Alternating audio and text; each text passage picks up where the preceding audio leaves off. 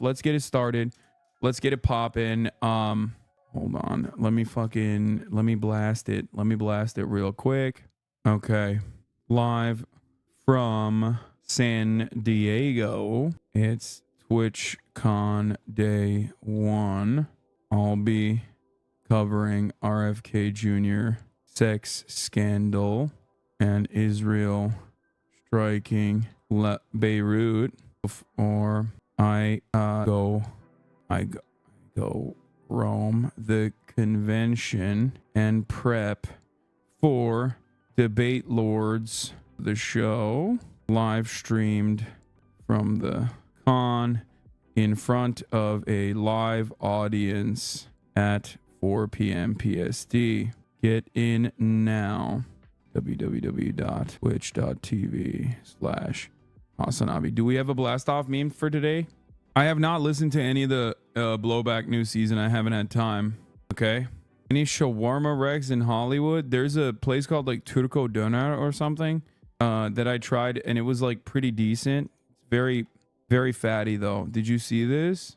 What I did not see what that is, but hold on. Let's blast off, folks. Let the people know. Let the people know. We are live. We are alive. Dean Cook today. Who's Dean? Blasting off for Debate Lords. Blasting off for everybody. I'm gonna run the 1 minute ad break here. No 3 minute ad break at the top of the hour. Tamasius, thank you for the fattest playlist of all time, even on a day like this. Tamasius comes in with the clutch. Here, let's look at this. It's really cool that Maya actually constructed this sanctuary and does a lot of it through Twitch. We're really proud of your work, and so Twitch wants to help you grow your sanctuary. And so Twitch will be donating $100,000 to Alvea's sanctuary. Congratulations.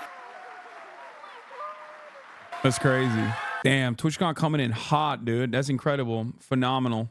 Maya deserves it. She's the GOAT. That's my GOAT. As much as I obviously jokingly shit on her, that's my panelist right there. Tomorrow we will be doing a panel side by side where Winnie eating for real. Yeah. Tomorrow, Maya and I will be doing a panel alongside one another talking about fundraising efforts on Twitch. That's going to be, I believe, at 2 p.m. Pacific time. I will be live streaming before and after, of course, that experience. So when is Twitch going to show us love? I mean, they are already showing me love. They put a whole show together.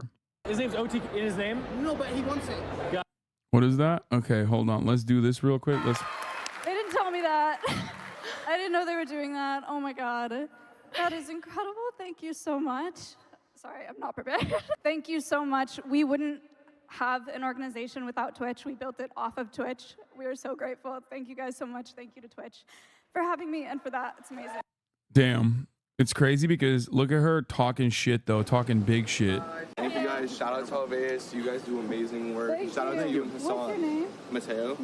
Nice to meet you. Nice to meet you. Hi. Of course. Remember the Alvea's handshake next time. Yeah, I will also check out the platypus and condors earlier because the platypus might not be out. Oh, okay. Thank you. We'll do. He says shout out to you and Hassan. Shout out Hassan. Who cares about that guy? Oh! Gibbon. Ah! That's nasty. That's nasty. That's nasty work. That's nasty work. Once again. Okay. Maya is back to enemy status. Okay. It took me 3.5 seconds. It took her less than that to immediately strike. Okay. Bullshit, dude. Yo, we're back. We're back to being enemies. Okay. We're fucking beefing. I'm going to steal her $100,000. Okay. I'm going to steal the $100,000 that's supposed to be going to Winnie. I'm going to take it. I'm going to give it to Winnie directly. You know what? Fuck it. I'm just going to steal Winnie, actually. I didn't know Alvea's was a snake sanctuary. Exactly, dude. Why do we let women be on this platform if they're just going to be mean to men? Thank you. Finally, some fucking real truth. Austin is featured in ads outside of TwitchCon. I love this because it's Austin doing the one face he does all the time. He just only does this face. It's so funny. I don't know why. She mad Georgie likes you more? I know. You can see the anger and resentment in her eyes. And you can see the comfort and security that I offer to Georgie. Hello. It's me, Georgie. It's me, fucking Georgie. Being held by a big man, just like I fucking like it. Austin on a second Twitch flag. Anyway, yeah, Fear and Thumbnails is the only face he makes. I know, look. Look at this. Look, pog face, pog face, pog face, pog face. Well, didn't make the pog face here. This is funny that the thumbnail is just cutie biting me. No Austin in this one. No pog face on this one. Okay, he's limited the pog face, it seems. Is this Arthur from Peaky Blinders impression? Yeah, this forever will be my goated stream, dude. This was like one of my favorite streams I've ever done. And I remember it fondly because it came at a time when like I felt so shitty. It was in the midst of like the ongoing endless genocide coverage and everything. Like I felt like, you know, I was getting blasted by people with like the most Islamophobic takes of all time, endlessly, ceaselessly. So like taking some time out, taking some time away from that and being able to go and like, you know, play with some animals and you know, fundraising for a phenomenal cause. Like it was literally fucking animal therapy, dude. Straight up. Australian lizard. Yeah, good day, mate. Oh God, here we go. How you doing? Fucking hell. Let me get on a fucking... It's a walkabout. He's going on a walkabout. How do you maintain so much muscle when you're this busy? I just work out and I eat a lot of protein. Yeah, it was a fantastic, probably one of my like best streams of all time. One of my favorite streams of all time. All right, let's see some of these TwitchCon clips. Wait, his name's OT in his name? No, but he wants it. Got it. You gotta let him have it. Got it. Okay.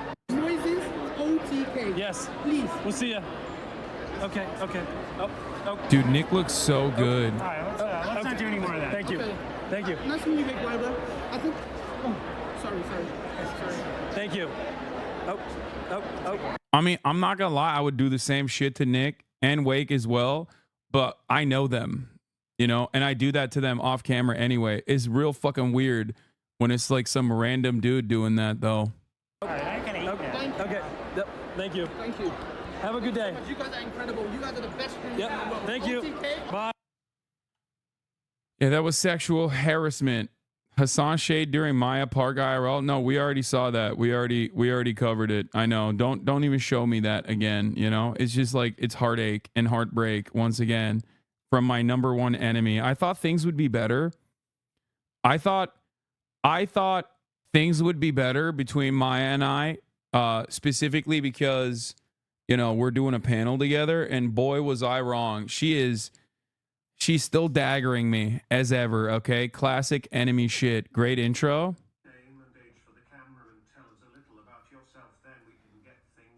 Hi, my name is Nick. I'm 18 years old, and you know, I'm just looking to find my way in this industry. Dude, oh come on. You know, I think I have a big potential, and you know, me and my boyfriend here are looking to really get into the film industry. And I think the best. It does look like backroom casting couch, dude. What the fuck? Yeah. Only OGs understand. It does. Did you stop eating cows after meeting the moo at Maya's farm? No. Did you see the peak of Cutie's extremely pale legs? Is almost concerning. No. And also, her legs are not pale. Okay. Nick got denied entry into Debate Lords because they thought he was a fan. That's hilarious. Half the last chuckle sandwich was about how Ted is in love with you. Sure. Yeah. I think that you mentioned... Just remember, well, before you say it, though, remember, you're on the clock. I know. Okay. This is purely scientific. This is... Gremlo said he saw L. Lee at a party last night. Who's L. Lee? Purely inquisitive. There's no leaning here. I'm not formulating anything. Okay. I'm just researching. It's purely the research phase. Okay. Now, I've noticed you say Hassan, you mention Hassan a lot, both in private conversation and on the podcast. You mention Hassan routinely. All the time. Like at a higher rate.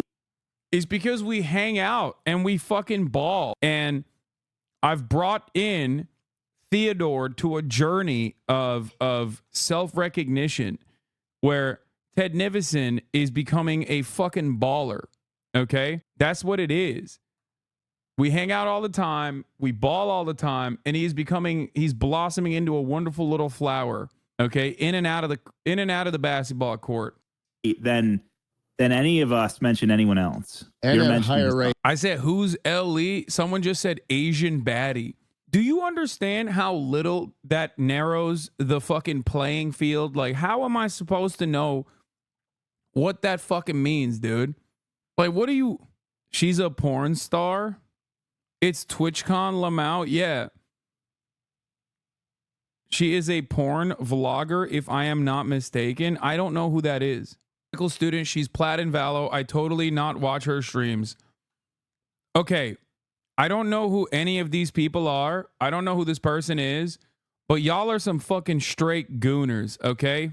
Look up Lee library interview. It's her. Wait, does she actually do porn or not? I don't understand. What the fuck, chat? Stop saying that. She's just a wholesome streamer.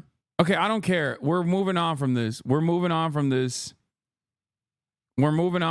conversation. Chaz horny as fuck watching gaming streamers, but won't watch your Wukong gameplay.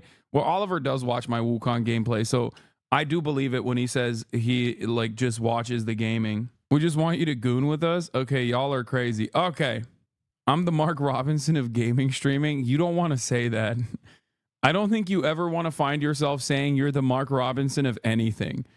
You know what I mean? Because it's like, because my man said he's Black Hitler, you know? Gaming is back. Oh, I saw this. It be a modern day pirate adventure where Goro Majima, like a dragon pirate Yakuza in Hawaii, sets sail on February 28th. This is fire. Is it gonna be turn-based? Anyway, I probably won't play this on stream, but I might. This is gonna be the gaming of the century. This is gonna be game of the century. This one is an action RPG. Oh, nice. What is this? Jackson Hickle. Oh, that's a unfortunate name. Unfortunate name for this guy, who happens to be a professor and not like who we think it is. Anyway, this was the middle of a TED clip. Yeah, I'm gonna skip the TED clip. All right, so let's get started. We got a lot of news to cover. Okay. Last but not least on the docket, here's a Hasanabi head popping off. Republican or Democrat? Me, rocking the merch and everything. What the fuck?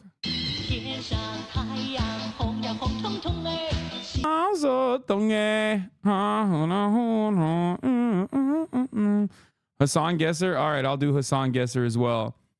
Prerequisites: read the whole of Das Kapital. Okay.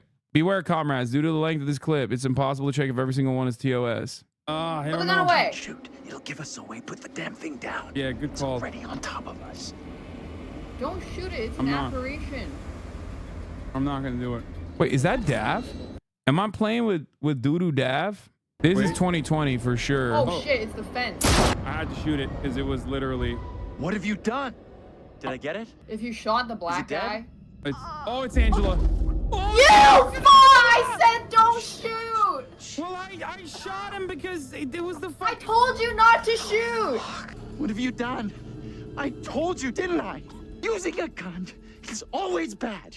Always. Oh, I fucking clocked her too. Look at that perfect aim. Not listening. Listen, it's called trigger discipline. I got it. You know what I mean? All right, it's gonna be 2020, and I suspect it is going to be like, I don't know. I can't tell from this clip, honestly, what part of 2020 this was. I don't remember when I played this game, but we still have like the Alex Jones. We still have the Alex Jones. I can't do hard mode. This is another different laptop. This is my streaming laptop, so I haven't unlocked hard mode yet. Pre or post elections, 33,000 subs. It could be post elections and like beginning 2021. 30,000 subs could be pre-elections, like right around. But I'm playing a video game, so I probably wasn't doing that. It's probably post-elections. I'm gonna say January 2021. Oh, it's before January 2021. It's a scary game, so it's maybe October. Oh no, it's what the fuck? Is it December? What? It's November, like during the elections? Well done, comrade. That's crazy. I was playing a fucking video game. Fake fan, I know. This way I'm never going to unlock hard mode if I keep doing this. How the fuck was I playing video games with Dookie Daff in the midst of the election season? That's crazy. Thirst talk or I'm going to Brian kill me.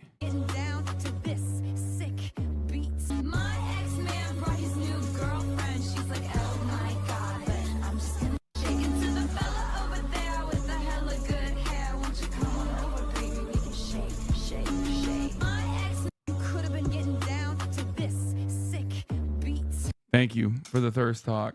Kamala did a Wired interview. Oh my God.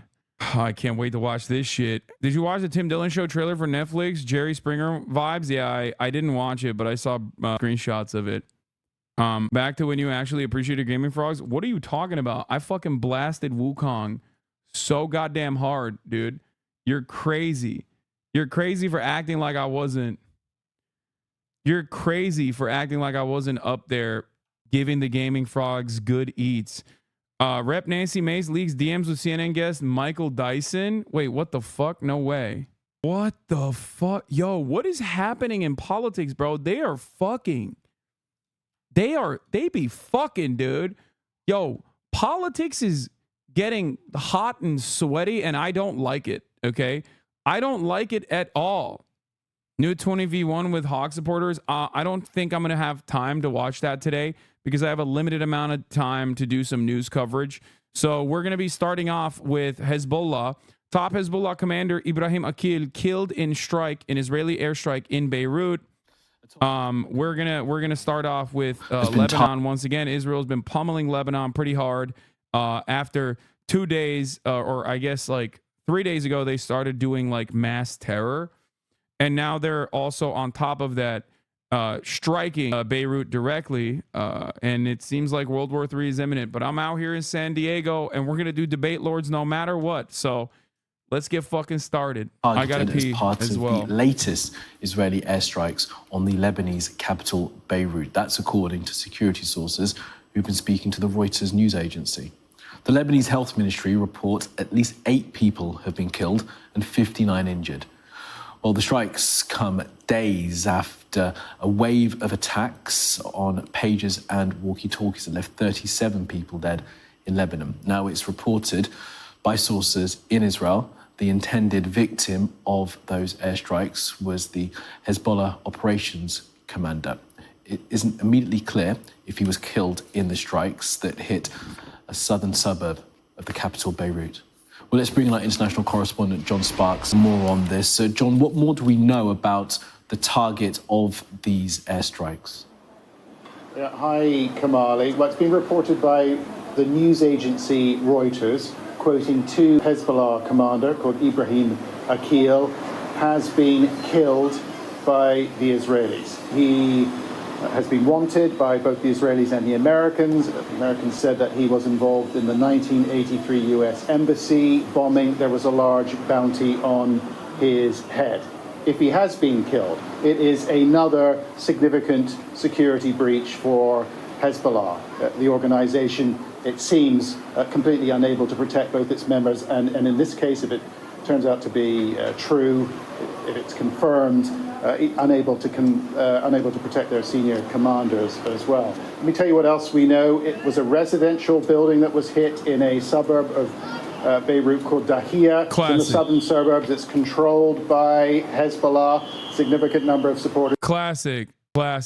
That's are you gonna admit that San Diego is goated and LA is doo-doo? This is probably the worst time to ask me this question because like the weather is kind of shit too. This little girl is martyred in the process. Of course. This ray of sunshine is missing after the cowardly attack by the genocidal entity on a Beirut residential building, which lies in a notoriously busy area surrounded by parks and schools. May they never see a day of peace for the terrorism they have plagued us with our whole lives. I don't know if this is, we'll see once the dust is settled. And I don't mean that as a pun, but we'll see. So they just blew up a residential building to get one guy illegally. Yes. The answer to your question is yes. Okay. The answer to your question is yes. That's precisely what they're doing. They don't give a shit. You know, this is how it is. This is just Israel plays by its own rules that America refuses to apply any rules whatsoever. So if they're completely unrestrained, why the fuck wouldn't they do this? You know what I mean? And killing like some fucking bombing suspect from 1983 means that, you know, they're desperate for any kind of W's the media will give them. And I think this is like, they got a little taste of the phone explosions, like the phone and or pager bombs and the walkie-talkie bombs. And I think that they're just trying to desperately cultivate any amount of support that they possibly can. And I think that that is what's going on. Like this is like a exit ramp, not an exit ramp necessarily, but like this works as a way for them to just basically say, hey, we're here. Like, we're still doing good work. Look at us. It also shows that they are not confident in the pager bombs. Like, they're not confident in the bombing campaign that they put together, like the terror attack that they did for the last 3 days. Basically, they're not confident enough in that. Has the administration said that this was just and valid, or are they ignoring it? No, they'll say it's just and valid. This right here is seen as a more just attack than even the fucking pagers. Okay? Ultimately, it doesn't even fucking make any sense. Like, you're just blowing up like an 80-year-old dude in a crowded residential building.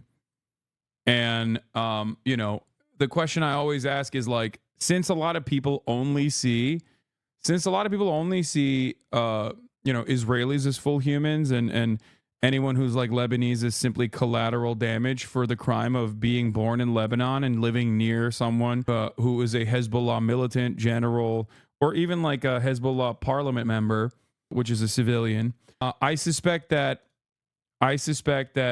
you know, I need to play the same thing over and over again, which is like, how would you feel if they blew up a building in a Tel Aviv suburb where there were Israeli children near parks where Israeli kids play, right? If they did a targeted assassination like this and took out like an old, you know, Israeli occupying force commander or some shit, would you feel like this was a just act? I'm sure plenty of people at this point would say, no, like they're playing by their rules. Israel set the standard, so now they're fucking retaliating. But all of the people that are defending Israel's actions would immediately say, nope, that's not allowed. That's like completely fucked up, you know? In that suburb support Hezbollah. The building was leveled, was destroyed. The Lebanese health ministry saying 8 people killed, 59 people injured. And there are pictures now emerging from the scene of chaos, of dust, of rubble, of destroyed cars, of ambulances trying to get into the site. And it is very densely populated, this area. I think you could probably picture the scene. I can tell you over the last 24 hours, the Israelis have conducted more than 100 airstrikes, more than 100.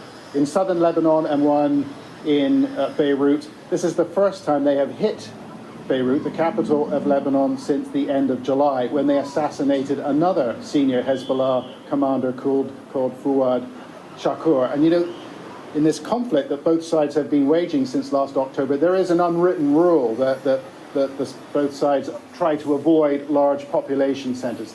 That seems to be... I mean, when has Israel abided by that standard? They've fucking struck Beirut multiple times at this point since October 7.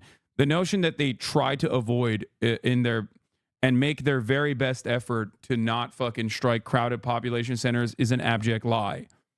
Okay? Also, that's not an unwritten rule. That is just like the rule of war, for the record. At least like post World War II, that is a rule of war. So the idea that they are trying to abide by that standard and just like failing to do so every now and then is pretty funny. We're not even talking about Gaza at this point. Obviously, this is a laughable notion when considering Gaza, which is doubly fucked up because Israel is a belligerent occupier of Gaza and all of the people that live in Gaza, and yet they're still ruthlessly and mercilessly striking Gaza. But Lebanon is a sovereign state that is outside of Israel's control. So that's the reason why there could be separate rules applied in this circumstance, but there are not, which is not very shocking, I would say, given that who's going to hold Israel accountable? Absolutely no one. Falling apart. Hezbollah have been approached. They have been asked if this commander, Ibrahim Akil, has been killed, assassinated. They haven't confirmed it, but they have said that they are searching the site. So, look, John, give us a sense, you're in Beirut, of how this is affecting sort of the wider public and how Lebanese society is responding. Of course, Hezbollah is not all of the Lebanese government. Is there any expectation that there could be a response or words said from the rest of the Lebanese political class?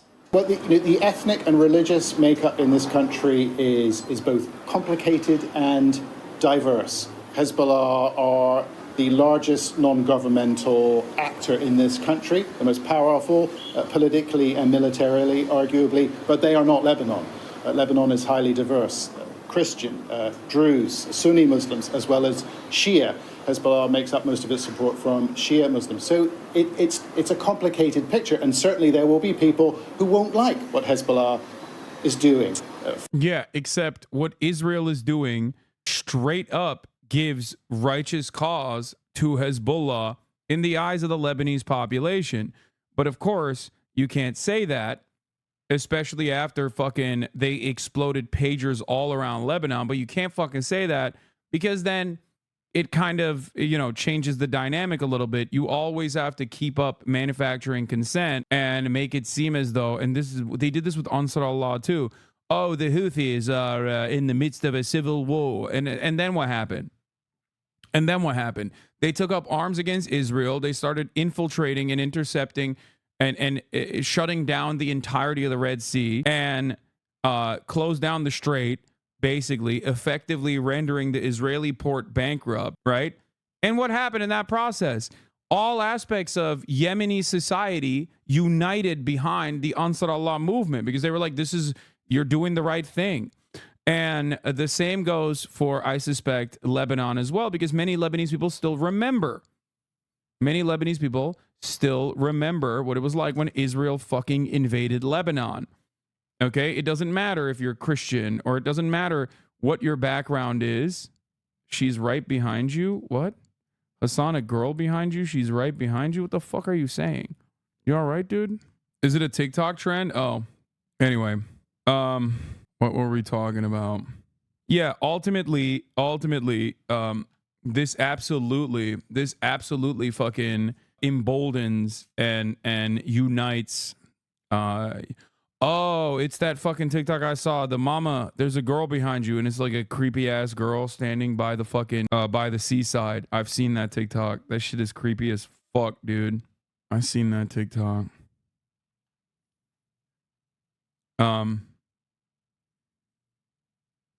I work at a bank, and even my MAGA Republican boss realizes the immorality of Israel's pager attack in Lebanon. That's actually genuinely surprising, especially considering that, I think most libs are more primed to defend that shit. At this stage, I feel like liberals just eat whatever the fuck the media is saying, and whatever the New York Times is saying, they're just so primed. They're so primed to personally reiterate those positions that it's just impossible to get them to comprehend that this is unconscionable.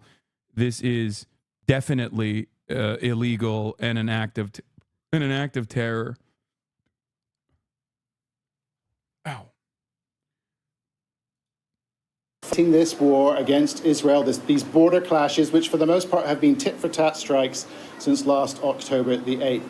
But it does seem to be... Yeah, by the way, speaking on the tit-for-tat strikes, here it is. Israel-Hezbollah conflict, over 7,400 cross-border attacks since October 2023. People need to see this. Israel has perpetrated over 80% of the cross-border attacks with Lebanon during the past year. Hezbollah has shown remarkable restraint. Source BBC, and who is their source? Hezbollah's Ministry of Peace. I love that these people are just the BBC is a pro-Hezbollah outlet. Do you know any prominent Western media that's completely anti-Israel? No. The only media in the Western world that is to a certain degree Like, look, even while we're talking, someone commented on my YouTube video, my last YouTube video, watch your beeper, Hassan. Like, for a lot of people, I think this is simply just another way to reinforce the hatred and resentment they feel towards like Muslims, Arabs as a whole, like people who are in support and recognize the humanity of Muslims. Like, they just use that as like a catch-all way. That's the reason why that Republican freak was like, "Oh, you got a pager on you," as she was walking to Congress, and she was she met some anti-war code pink protesters who were like who were criticizing her and protesting against her, and she was like, "Do you have a pager on you?" For them, it's like a celebration. They don't give a fuck that it's a war crime. They don't give a fuck that it's an act of terror, and that's pretty much it. Like, for them, it's just something to celebrate. It's the same exact principle behind like posting fan cams of and fan edits of like the American military or the American Navy or aircraft carriers and whatnot, to be like, the Houthis gonna fuck around and find out today. This is why we don't have healthcare. Like, they have nothing going on in their lives, so they basically use like American and Western imperialism as a substitute to be like, we're still the fucking dominant force, dude. That's right. It's the same principle behind fascism and white supremacy. Oftentimes, it's not like people that have a lot going on and no like real resentment in their lives that end up finding themselves in the throes of right-wing radicalization. There are people in this chat who at a certain point might have even been captivated by the alt-right, and that probably was their worst moments in their lives, when they just felt so shitty about everything that was going on, and this swan song like whispers sweet nothings into your ear, tells you you are actually supreme, you are actually destined for more, but you haven't been able to get it. Why? Because, you know, minorities. That's why. They're taking away things from you that you deserve. And I think that is precisely what these people are doing, but from a more liberal perspective. A lot of people don't put a lot of thought into it, and they just like reiterate whatever the fuck they hear. They just whatever the fuck they hear, they just repeat. And they think like this is a haha funny meme. And because people are so primed not to see the humanity of like Lebanese people because of the crime that they are Muslim and Arab adjacent, right? Like that is one of the aspects that causes them to not really truly think critically about like what they're actually repeating and what they're actually seemingly defending. And that's it. But then there's also the other liberals who obviously also much in a much similar capacity to like white supremacist fascists, have nothing going on and want to feel better about like why things suck. And that is what I see so routinely, like people just being like, oh yeah, well, we're blowing up babies, but like it's totally valid because guess what, like that's why we don't fucking pay for healthcare, you know, because we're paying for the baby murder machine. So maybe, hopefully, that'll be worth it. I'll act like it's worth it. I'll act like it makes me feel superior and supreme to everyone else. The Mark Robinson thing actually had an impact on my Zionist dad. AIPAC and the ADL have not put out a statement. So-called Jewish anti-discrimination groups literally put out no statement on someone running for a position of power, fantasizing about being a Nazi. He finally understood that maybe Israel and Judaism are not exactly hand in hand. Holy shit. That's fantastic. I hope you can also convert your mom a little bit as well. But yeah, that's like a perfect demonstration. You should show her the Trump, the Trump speech from the anti-Semitism conference, where he basically said things like, all Jews only exclusively care about Israel, and I've done so much for Israel. Why the fuck are Jews not voting for me? If I lose, it's because of you Jews. Like, that was so nutty. It was probably one of my favorite Trump conferences that I've seen. One, because it was like unceremoniously very policy dense, which is not something you ever see from Donald Trump, because that is one area where he has done a lot of things, right? In terms of like having a pro-Israel policy. Like his foreign policy was hyper laser focused on whatever the fuck Netanyahu wanted. Her best friend actually loved this so much that she's no longer voting for Kamala, also Jewish. That's crazy. which is insane because the Biden-Harris has literally ridden the dick of Israel harder than Trump, to be honest. Yeah, but Trump also has like shown results for Israel. That's the difference. In that speech, he said that Jews in America can't step foot outside their homes without fearing attacks. And then at the very end also said that he sees Jewish people wearing yarmulkes at large pro-Palestine rallies safely, implying that's a bad thing. Just shows how he doesn't actually believe the first point. Yeah, I don't think he believes any of that fucking point at all. Even Greenblatt had to partially push back against Trump. Yeah, I mean, fuck Jonathan Greenblatt, but like, what's really funny is Trump actually repeated a lot of the statements that you've heard from Jonathan Greenblatt on MSNBC, a lot of the statements that you've heard time and time again.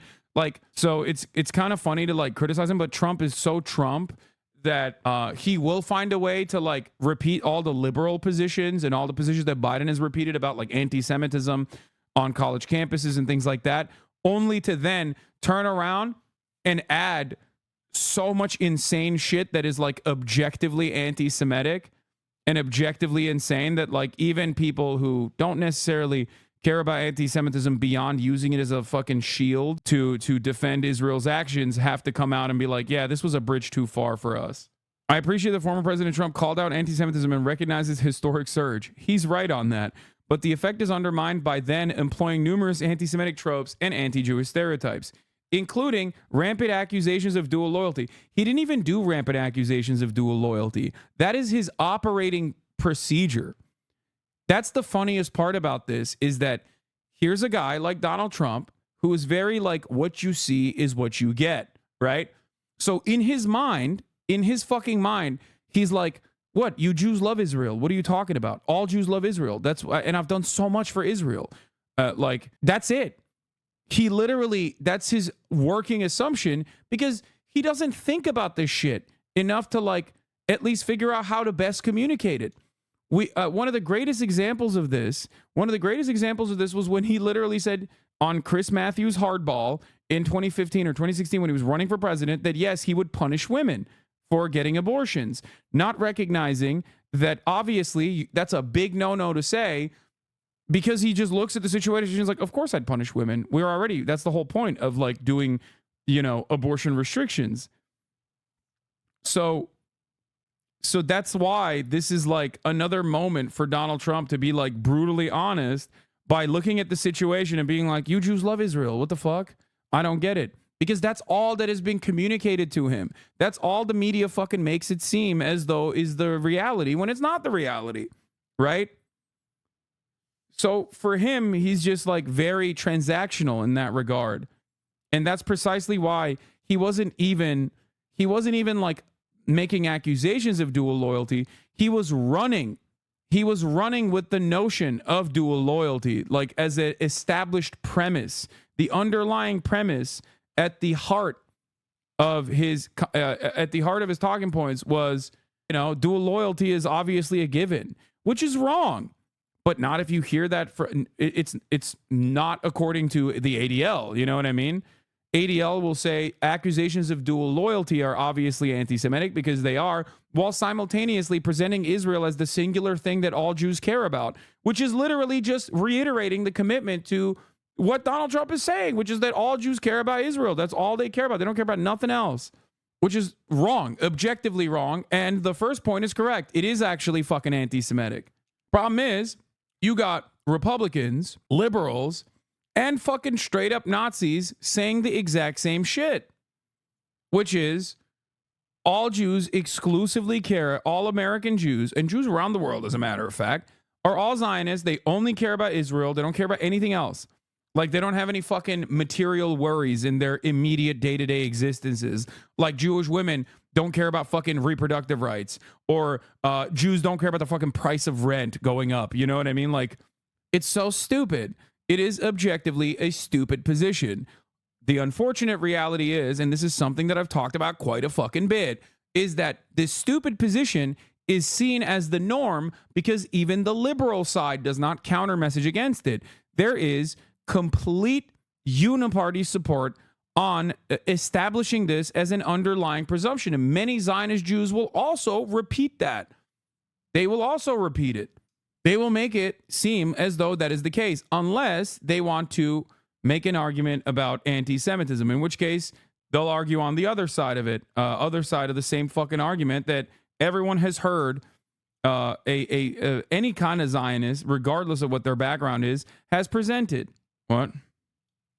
Savage Monk. Can you explain why Israel has such a vice grip on U.S. and world leaders? Dude, Israel is an American state, okay? That's simply it, all right? That's it. The moment that you recognize a couple things is the moment that you will have a better understanding, a better assessment of what will come next. Israel is an American state. It's not a vassal state. It's just a state, and an important state, as a matter of fact. Like, Israel is more significant, more important, more consequential to the United States of America's interest than fucking Puerto Rico is. Okay? That's it. Israel is an extension of the United States of America. Our intelligence arm is constantly collaborating and even at times at odds with one another, but it doesn't matter. Ultimately, it is a demonstration of American State Department interest in a resource-rich region. Okay? So, for that reason, America will go to any lengths necessary to protect that interest. Now, what resource? Oil, man. Oil, and a very important trade route. So, preemptively blaming American Jews for your potential election loss does zero to help American Jews. It increases their sense of alienation in a moment of vulnerability when right-wing extremists and left-wing anti-Zionists continually demonize and slander Jews. This is happening on college campuses, in public spaces, everywhere. There are threats on all sides, period. Let's be clear, this speech will likely spark more hostility and further inflame an already bad situation. Calling out the hate is important, but I can't overstate how the message is diluted and damaged when you employ hate to make your point. Yeah, shut up, bitch.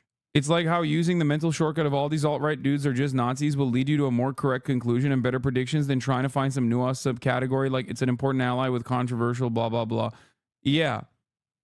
Anyway, couple things you always have to understand with Israel is that, like, in the Western world, the way that Israel's discussed by liberals and by conservatives and even fucking straight up Nazis is that it is to the benefit of the international global Jewish population, and that all Jews are a monolithic force that exclusively cares about Israel to varying degrees, right? To varying degrees, depending on which group you're talking about and the way that they analyze Israel. This is objectively false. Okay, this is not only objectively false, but it's also straight up anti-Semitic. It's anti-Semitic when a Nazi says it, and it's anti-Semitic when a pro-Israel person says it.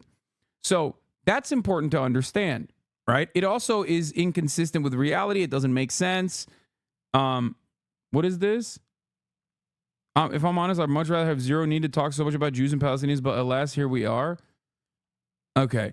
Anyway, one thing to also consider, another thing that is also important, is that Israel, when it's conducting any military operation whatsoever, does not have any care or consideration for the Palestinians or the Arab population in the areas that they're dominating, areas that they're bombing. We knew that already, but I'll take it one step further.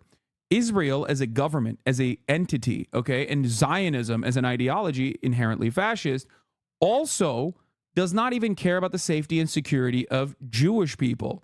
They care about, they do care about it to a certain degree, but they don't care about it so much so that if there is an actual military objective, an actual objective of dominating like the Palestinian population, they will kill Jewish citizens of Israel as well. This is also known as the Hannibal Directive, which was implemented on October 7 and has been implemented since October 7 in Gaza, as they fucking openly blew up any target or any fucking area without a care or consideration for whether or not there were Jewish Israeli hostages under the fucking rubble.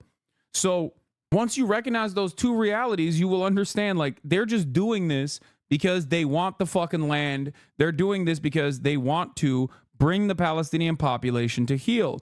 So Donald Trump coming out and reiterating those positions, paired up with the idea that like all Jews only exclusively care about Israel, makes total sense.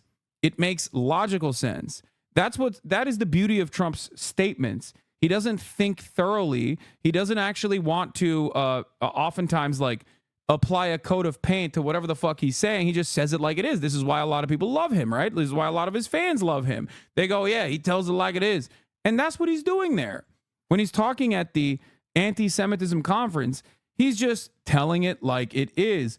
He is repeating things that he has seen, things that he has heard, and failing to understand why still 75% of Jews will consistently vote for the Democratic Party. He doesn't get it. He's like, I don't understand. I did everything for you Jews. You didn't. You did everything for Israel. Okay? So yeah. That is the reality. Do you think that is where Trump started talking about Hannibal Lecter? Someone explained the accord to him? No. But yeah, even with respect to going back to what's going on in Lebanon, even with respect to what's happening in Lebanon, like look at the fucking obvious imbalance here. Okay? They say it's tit for tat. This doesn't look like tit for tat. This is BBC's own fucking numbers, by the way. From the 7th of October to the 30th of June. Does this look like tit for tat to you? The blue is Hezbollah's counters, and the red is Israel striking Lebanon. Doesn't seem like it's tit for tat to me, but who knows?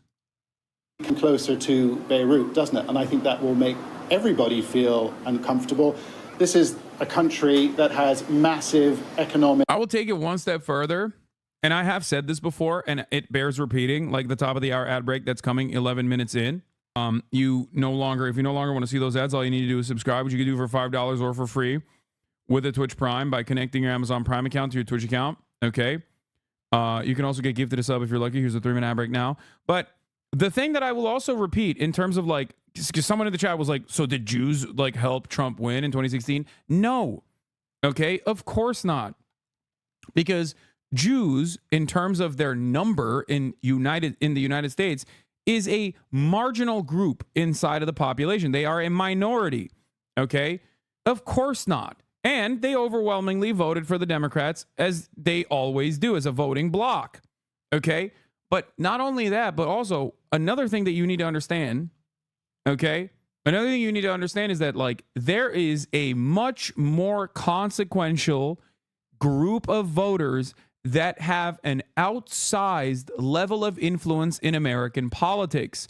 That group of consequential voters is the base of evangelical Zionists, evangelical Christians, who have a theological reasoning for why they believe Israel has to belong to the Jews, and the greater area, the greater region has to be given to the Jews. They are the number one funders and facilitators of the settlement project, and they have a phenomenal amount of money that they have dumped into Israel in general. They're the largest fucking donators to Israel. It's Kufi, Christians United for Israel. Those guys are, I would say, more invested in Israel. They're more invested in Israel being exclusive to the Jewish population than American Jews are. Okay? And I'm sure you've met a Jewish Zionist that you fucking feel, anecdotally does not go along with that narrative, and that like you're going to be like, well, I don't know, my dad is Jewish and he doesn't feel that way. He's like very fucking, he's a hardliner, he's a zealot. Yes, I'm not saying that like zealots don't exist in the American Jewish population, but you also have to look at the polls. American Jews are, one, still overwhelmingly voting Democrat, and also say that Israel is the 9th priority out of the top 10 priorities that they have in terms of the election. Okay?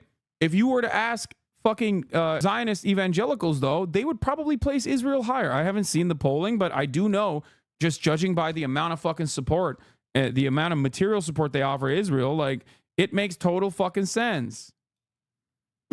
Massive political problems as well. It doesn't actually have a government. It has a caretaker government. It's very hard to run at the moment. This isn't what most people want. They don't want airstrikes from Israel. They don't want a major conflict either with Israel when people are just trying to put food on the table. So no, I don't think it's going to be welcomed by most people in Lebanon. And John, look, while we have you as well, and while those unconfirmed reports are still there that it's Ibrahim Akil that has been killed in this targeted strike, what do we know about this individual and why the Israelis would want to target him in this way? He is a senior Hezbollah commander, so de facto he would be on the Israeli kill list. We know that both the Israelis want him, the Americans do as well. He is thought to have been involved in the team that bombed the U.S. Embassy back in 1983. There is a large bounty on his head, $7 million. So the Israelis will have been tracking him, I am sure, for a very long time. If the Reuters news agency is right, if their security sources are right, it would seem that they were successful. And I should say it has been confirmed by Israeli media sources that they were seeking to assassinate this individual. They have a track record. They took out another senior commander, the number 2 military commander in Hezbollah called Fuad Shakur at the end of July. But as I said, there has been an unwritten rule in this conflict that both sides avoid major population centers. And I think people are going to ask, they're certainly going to say that this is an escalation, a major escalation. I think people are going to ask whether these unwritten rules are beginning to break down. We're going to go to North Carolina. The Republican candidate for governor there under fire for disturbing comments he reportedly made on a website's message board. Rachel Scott is tracking the story. Good morning, Rachel. George, good morning to you. And it's not just the governor's race that's important in North Carolina. It's also a critical battleground state in presidential politics, too. Early voting in that state begins today, and Mark Robinson has made it clear his name is staying on the ballot. This morning, Mark Robinson, the Republican nominee for governor in the critical swing state of North Carolina, is vowing to stay in the race. Goon Platoon Commander Mark Robinson signing up for duty, sir. Okay, he's here and he's ready to go. He's ready to let it rip. Now, we covered Mark Robinson quite extensively yesterday, a fantastic character in the American political mosaic, okay? He is a man with many interests, okay? And just like Ryan Ruth, I consider to be a go-getter, I would say Mark Robinson has that same intensity, but for things he likes, okay? For Ryan Ruth, it was defending Ukraine, okay? For Mark Robinson, that is gooning. He is a gooner through and through. I would say that he is the gooner, as a matter of fact, more so than any other gooner I have ever encountered in my life. He really put a lot of, like, I think this man is motivated by gooning more than the average person is. I'll say it like that, okay? He seemingly is perhaps a little bit too invested in the goon, if that makes sense.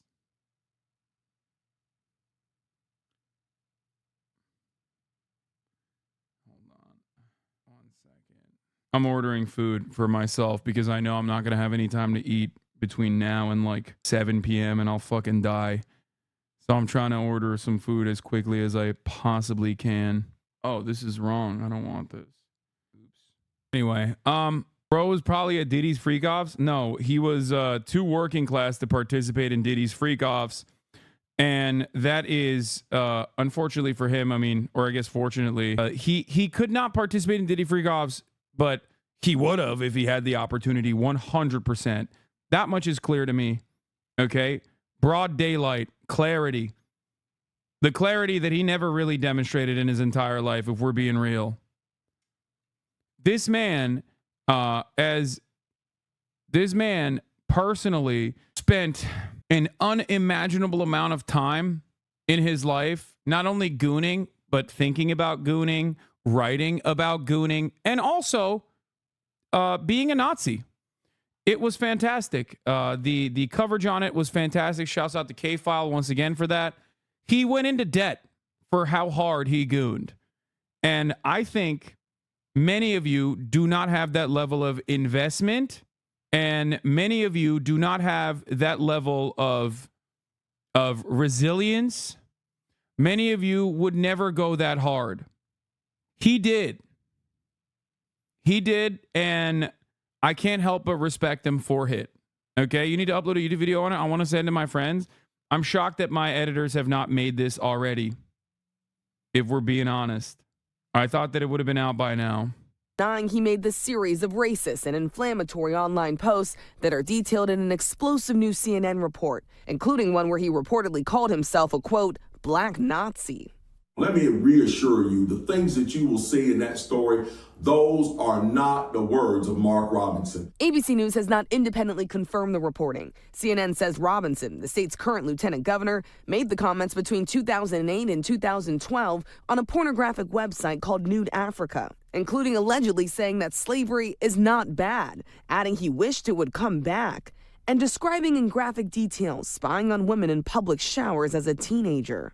Robinson is no stranger to controversy. He has a history of inflammatory rhetoric, but he won the Republican primary. All gooned some, Mark gooned all. The few, the proud, the gooner. Respect. Gooning ain't a crime. Being a Nazi, however it is. I'll be honest with you. According to the Republican Party and the way that they've received this story, being a Nazi is a significantly lower crime than gooning. Like, they are embarrassed about the porn stuff, but they don't give a fuck about him being like, he didn't say any of those things. Wait, what? Yes, he did. The funniest part about this story is that he very publicly has said things like this. Like, there was already public information. Oh, Freaky Robinson did, though. Yeah.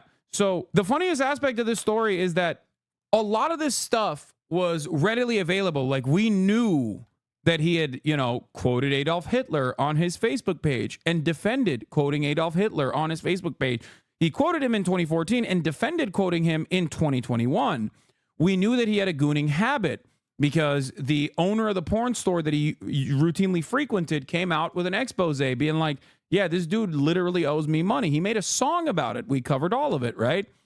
But what we didn't know was the extent of the gooning, I guess. We didn't know the extent of him being an open, overt Nazi who hated MLK, even though we kind of knew he hated MLK as well. At least Trump did, because Trump actually brought that exact same thing up a while ago when endorsing Mark Robinson, where he's like, I called him MLK. He didn't like it. I don't know why. I don't know why he didn't like being called MLK, but he's MLK on steroids. Like, he fucking literally said that. Okay. So, that's Mark Robinson for you. Listening to this conversation with no context, never give me the hint that it's about politics wholly. It's not only just about politics, but this is already an elected lieutenant governor. He is the sitting lieutenant governor of North Carolina. Chat, this person already has been elected in the office. And now he's running for the top position. He's running in the gubernatorial race. He's running for governor against Josh Stein, the Democratic candidate. The story is fucking amazing because it's so funny, but it's just a reiteration of the things we knew about him already. It's just like further evidence of the things that we knew already. Which was endorsement. This is Martin Luther King on steroids. Okay. Now, I told that to Mark. I'm a Lebanese civilian, and all I have to say is that us civilians, we are paying the price of Hezbollah playing around with Israel. He started it by helping in Gaza, which I'm not saying is something bad, but for us, it is because we are the one paying the price in something we weren't even supposed to get involved with. The last time they invaded was the same problem. That's really interesting that you say that, Lebanese civilian, because Hezbollah didn't even fucking exist before Israel invaded Lebanon. And, you're putting the cart before the horse a little bit, at least historically speaking, because back then you were paying the price of having Palestinian refugees living inside of your boundaries. But the reality of the matter is they would have fucking invaded anyway. Okay. They want it. That's it. You got it. They want it. That's gonna happen. Okay. That's gonna happen no matter what. So whether you have some kind of resistance force against it or not, doesn't change the reality that it is going to happen. I said, I think you're better than Martin Luther King. I think you are Martin Luther King times 2. CNN reports that allegedly in some online posts, Robinson actually attacked the slain civil rights hero Martin Luther King Jr., calling him a communist and using a racial slur. I actually exposed my mom to Kufi and Hagi, the Hitler thing, how he went to the DC rally recently. I posted Christian Zionism is anti-Semitism. She asked me to explain. I explained the whole Megiddo thing. She was mad about how anti-Semitic it was. I then said, that's exactly why Israel and Judaism are different. These freaks are pro-Holocaust too, and also pro-Israel. That's where she ended the convo and asked to stop. That's good. You got to keep pushing. For all the Jewish Hasanabi heads in the chat, you just got to keep pushing in your real life with people that love you, that are willing to listen to you. The North Carolina Republican Party is standing by their candidate for governor, calling the allegations against Robinson a political smear. But the Harris campaign pouncing, quick to highlight Trump and Robinson together. Let me tell you about my best friend. Polls have Vice President Kamala Harris and Donald Trump neck and neck in North Carolina. The Trump campaign, responding to this news in a statement, calls North Carolina vital to their chances of winning the White House in November. That statement does notably not mention Mark Robinson by name, and this morning there is no word whether Robinson will appear with the former president at that rally in North Carolina this weekend, George. Okay, Rachel, thank you. And he's been an unbelievable Lieutenant Governor, Mark Robinson. For me, there is no compromise on abortion. I think you're better than Martin Luther King. We could pass a bill saying you can't have an abortion. Dude, it's so funny that he said, I think you're better than Martin Luther King. And Mark Robinson took that as a fucking diss, dude. And that didn't ring any alarm bells in Trump's head.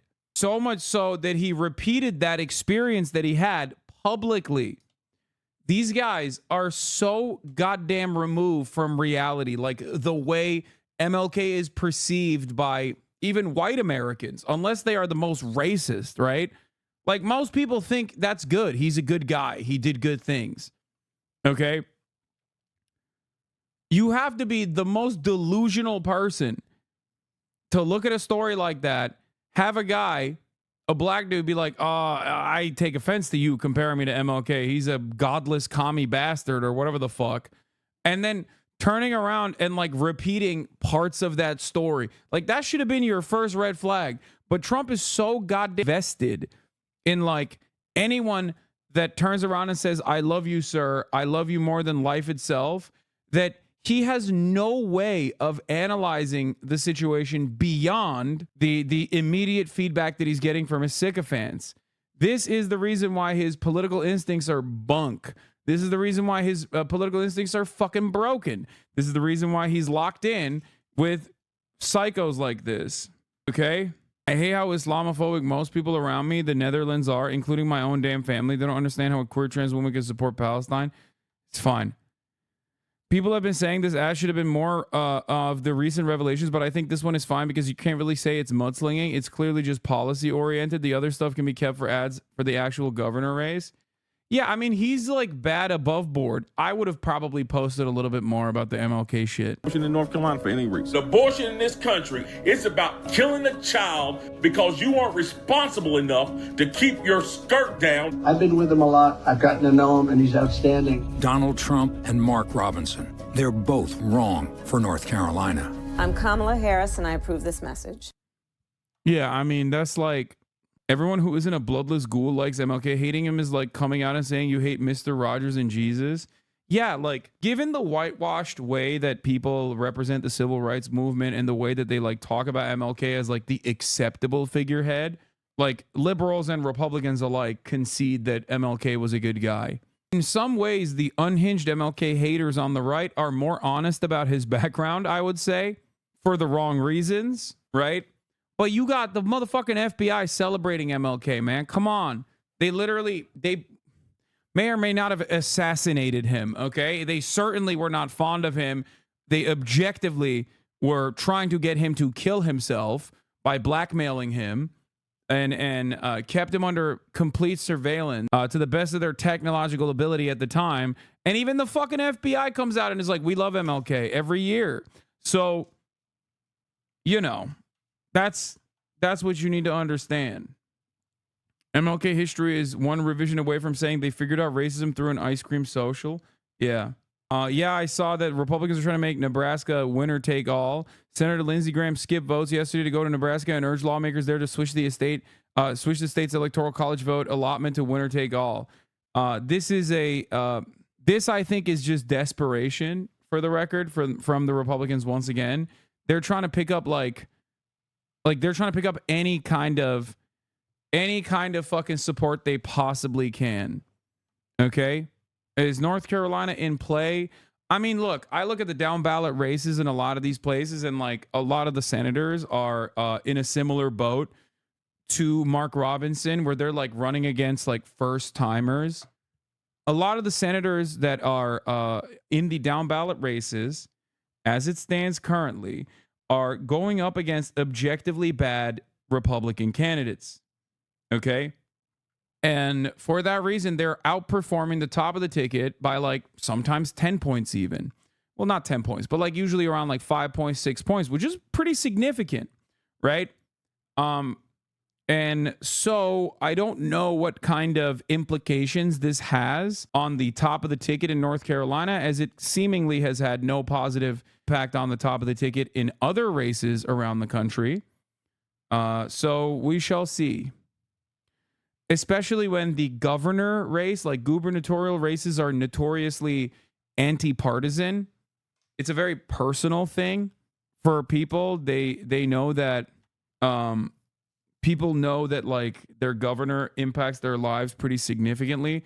That's also part of the reason why you have, you know, more moderate governors that are still Republican in places like Ohio that are significantly more right-wing. Or you have someone like Andy Bashar in Kentucky. It's like plus 35 red state. Andy Bashar is a Democrat and a progressive Democrat, as a matter of fact, and is also one of the most popular governors historically, one of the most popular governors in the nation. So obviously, you know, people analyze the governor's race very differently than they analyze like the presidential race or even their Senate races and their races in their districts. To the race for the White House, and overnight, Vice President Harris it's pretty normal for the Senate race to divest about 5 points from the top of the ticket until October. When they close the gap, both sides tended to go to the middle. That being said, this North Carolina situation is very unique and might cause up/down ballot issues if North Carolina if Republicans stay home. Yeah. But like I said, it's the governor race is almost always removed from like other ballot considerations. That's why you have, like I said, even on the same ballot where there's like a presidential race happening, you might have a governor that is objectively popular in a red state that happens to be blue, for example. Oh, fuck. All right. With Oprah fielding questions from voters while former President Trump spoke at an anti-Semitism event in Washington, D.C. Chief White House correspondent Mary Bruce is in Detroit for us with the latest. Good morning, Mary. Hey, Michael, good morning. Well, this event here overnight in Michigan was signature Oprah Winfrey, from the celebrity appearances to the deeply personal and emotional stories of voters. Harris and Oprah, well aware this race is extremely close and trying to reach out to I fucking hated this event. Oh, my God. It was so ass.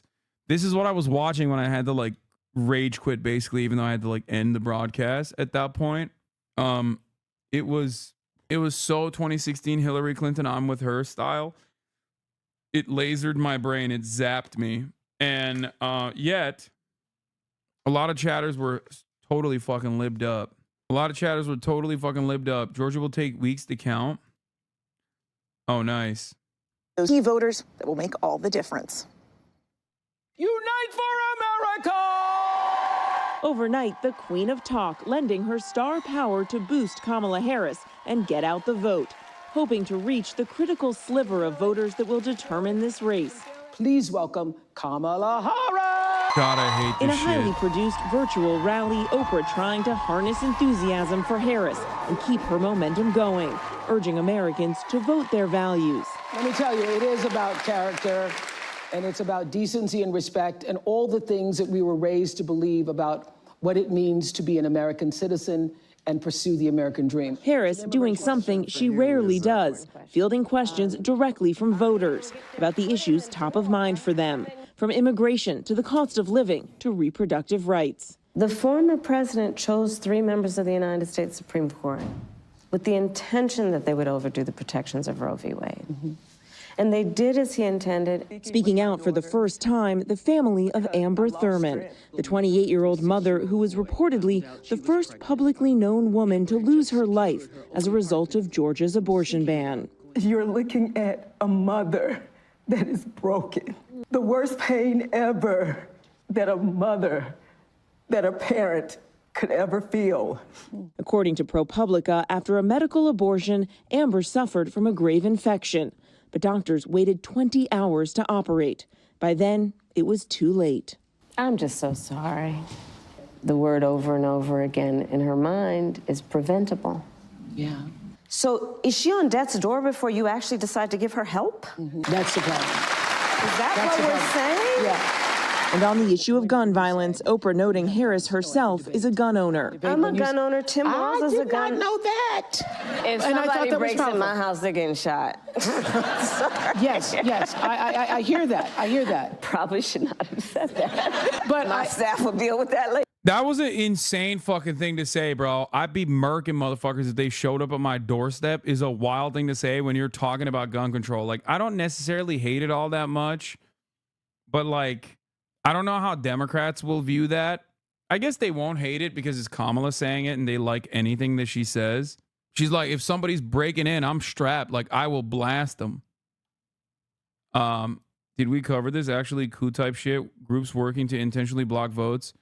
Yeah, network of Georgia election officials strategizing to undermine the 2024 result. Emails reveal Georgia Election Integrity Coalition, a group of officials in election deniers coordinating in the swing state. Yeah. Why would they stop, bro? They're going to always do this shit. First of all, remember, I say the same shit. Yeah, I know, but I'm not running for president. And I'm not trying to captivate the broadest fucking marketplace of voters, okay? And I'm not saying that in the midst of, like, you know, a fucking gun control conversation immediately after, like, a fucking school shooting victim talked.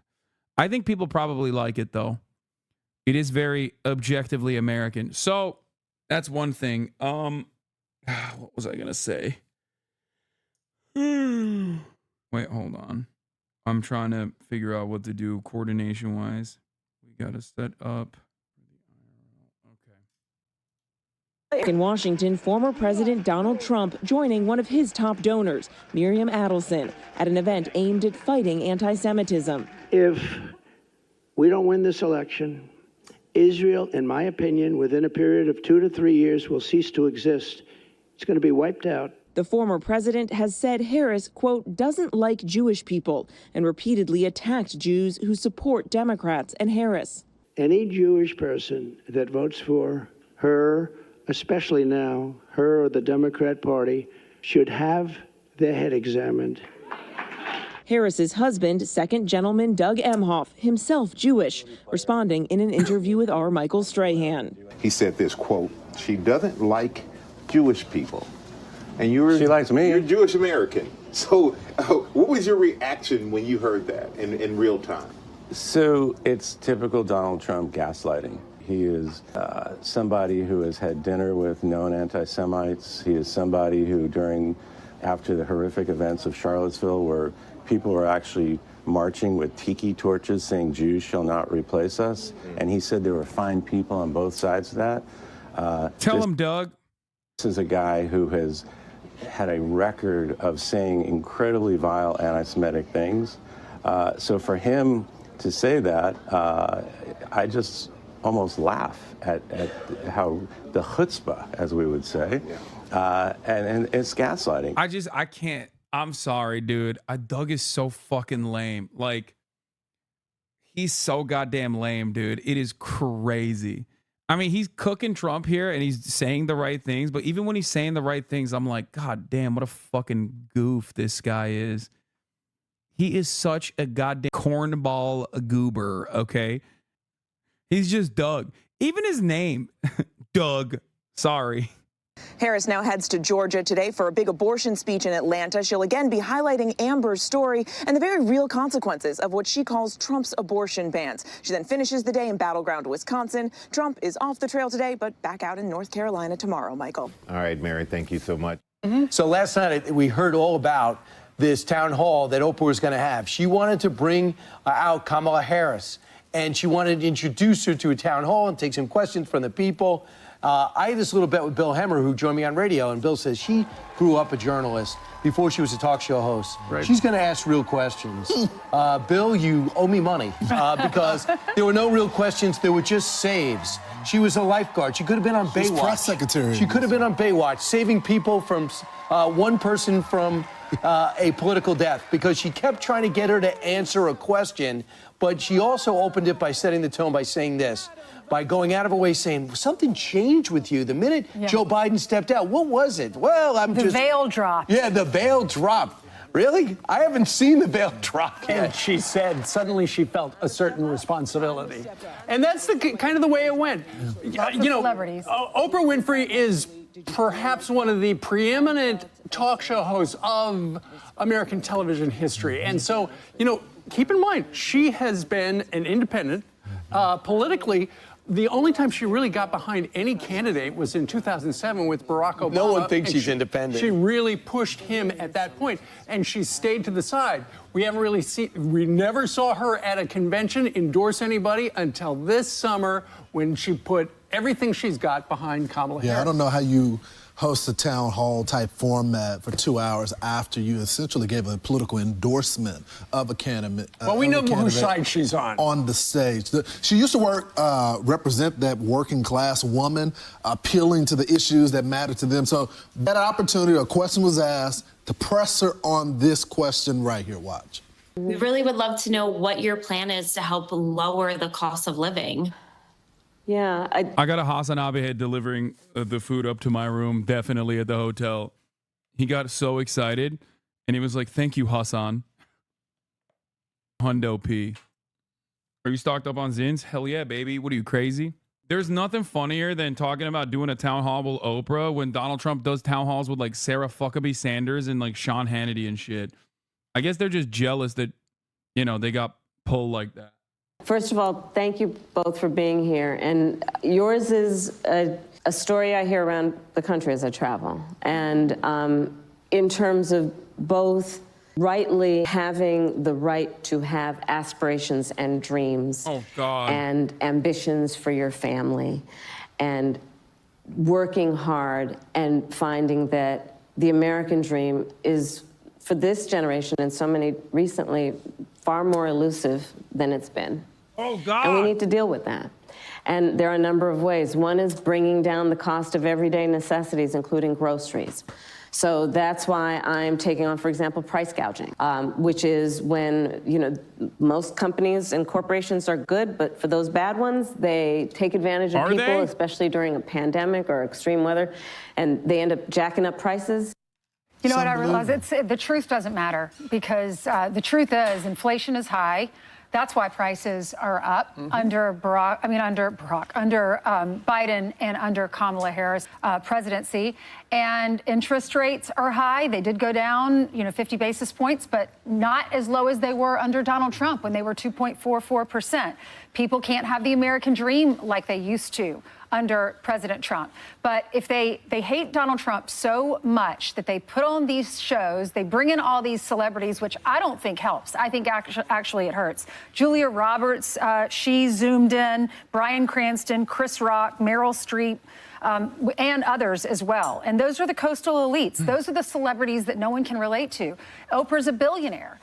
People in that audience behind her are struggling because of these high prices. It's all smoke and mirrors, though. This is all propaganda to make you think that Kamala Harris is going to be a great candidate. Meanwhile, if you look at her voting record, she is so progressive. She wants to take money from hardworking Americans so that everyone's equal, everyone makes the same amount of money. But look at her response, though.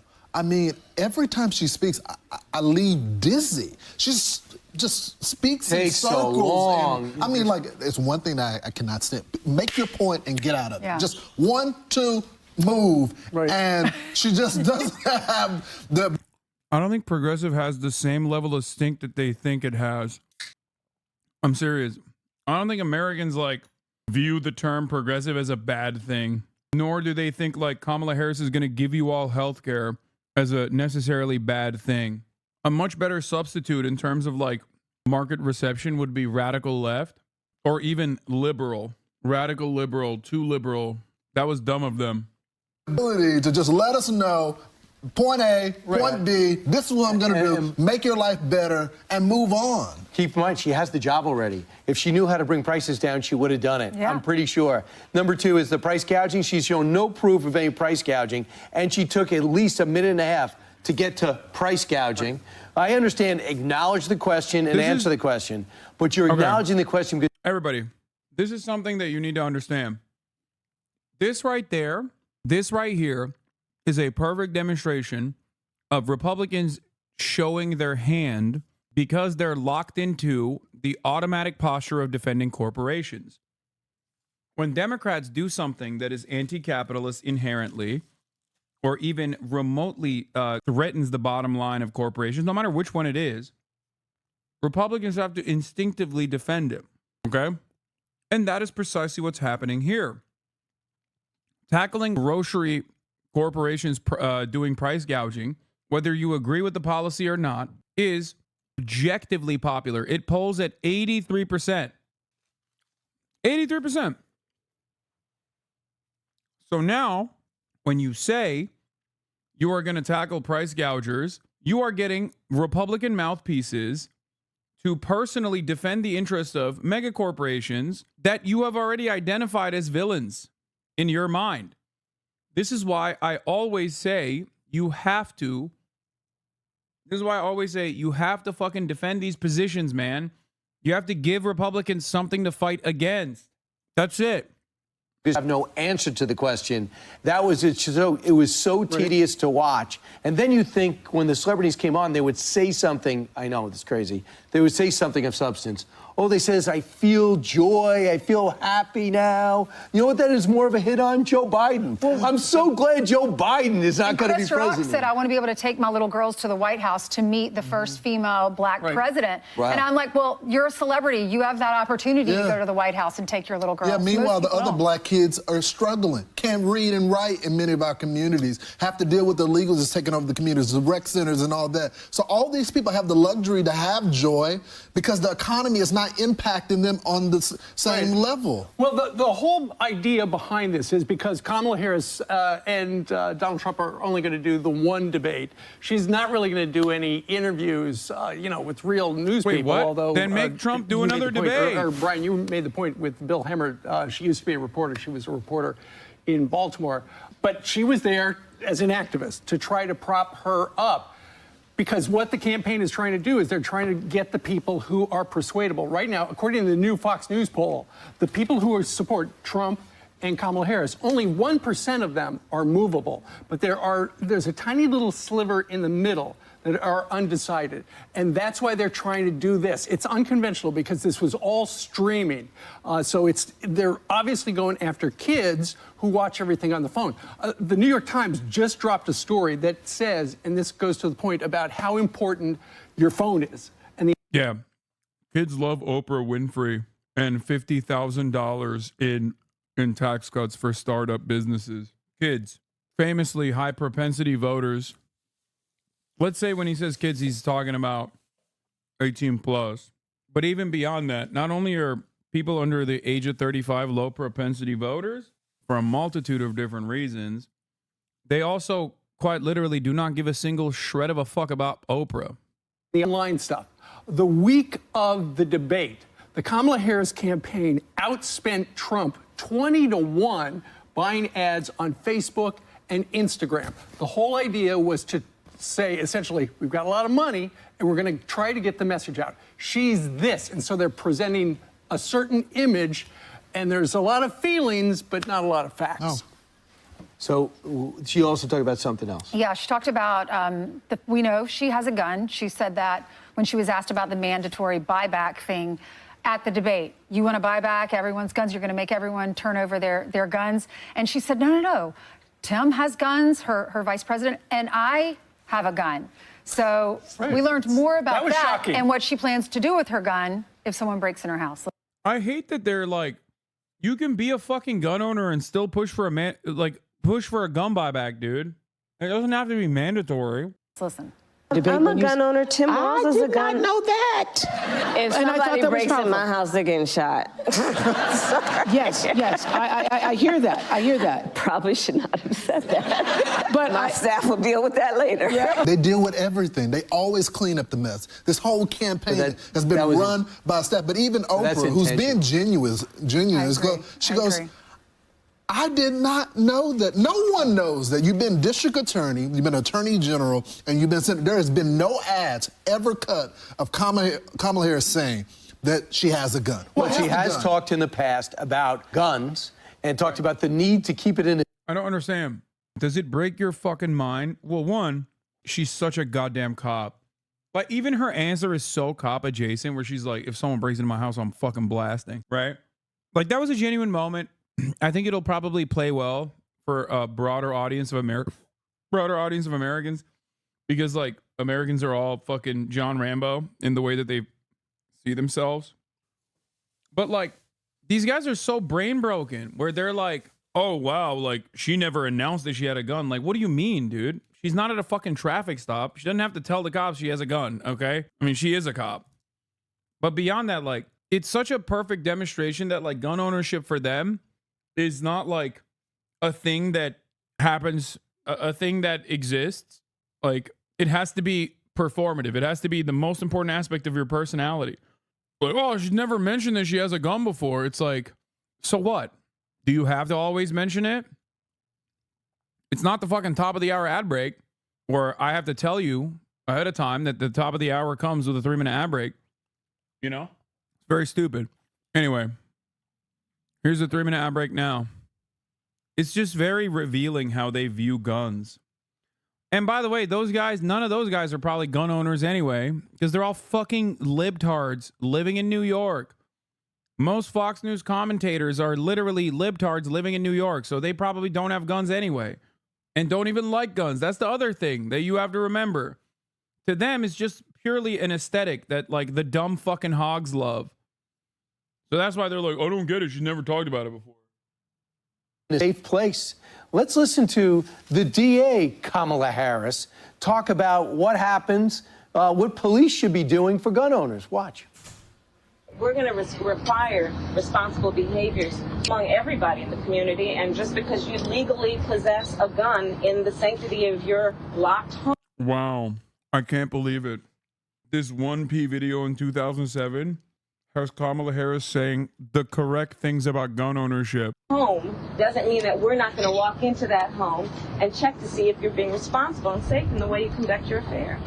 Okay, so that was gonna then. barge into your house? And this is now. So last night she talked about how she and the vice presidential candidate, Tim Walz, both have guns. Interesting tidbit. Apparently, Tim Walz is doing debate prep. And do you know who is preparing it? Dog. I don't know if like we are so brain broken as a nation. I think we probably are. But what they did there was to showcase Kamala Harris having a very normal and very correct position, which is that you have to maintain, if you are a gun owner, you have to make sure that it's safe. Like, how is this a negative, dude? It's like literally, it is the same principle behind saying Kamala Harris wants to give you health care. Like, how is that a bad thing, bro? That's not a bad thing. It's like saying Kamala Harris wants to destroy Israel. Playing Buttigieg. Buttigieg, exactly. And who did Buttigieg work up before? Worked with Kamala Harris when it was time to debate Mike Pence. I think her flip-flops just show she knows she has to be more of a moderate. She has to paint herself more as a moderate. We know she's not. We know she's progressive. Bernie Sanders says she's progressive. She's just being pragmatic so that she can win this election. She is not a moderate. Look at her voting record. I think now she's saying no tax on tips because she stole that from Donald Trump. Because she knows that that was a winning message, especially for Nevada and people that work in the industry, food industry and beverage industry. Then she also said mandatory buyback on your guns. Then she flip-flopped on that to sound more like President Trump. You can keep your guns. In fact, I have a gun. And then she said, no fracking. Now she's saying. I need to explain something to you.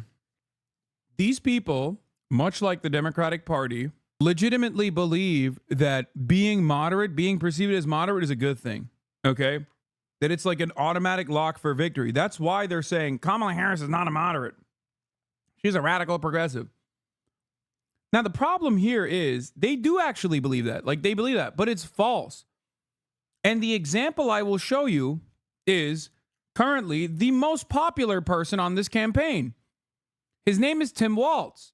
Remember early on when they revealed that Tim Walz was going to be the VP pick and Trump and all the Republicans on Fox News celebrated?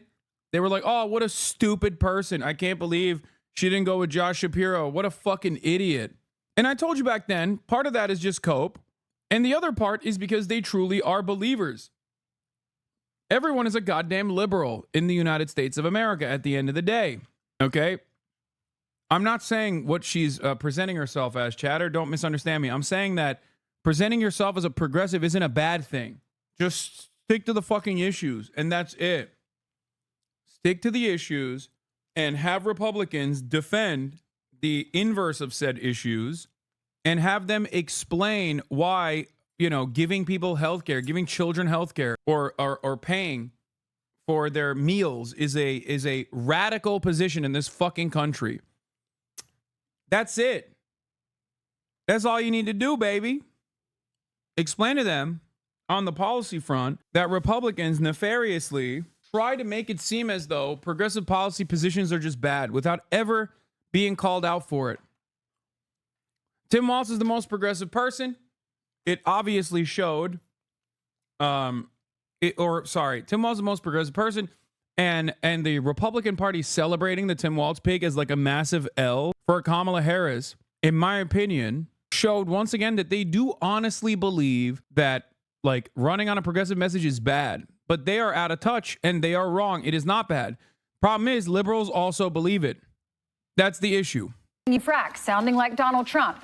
And then here she's saying, if you break in my house, I'll shoot you, like a lot of Americans would do. But it's also it's such nonsense. First of all, she has Secret Service, okay?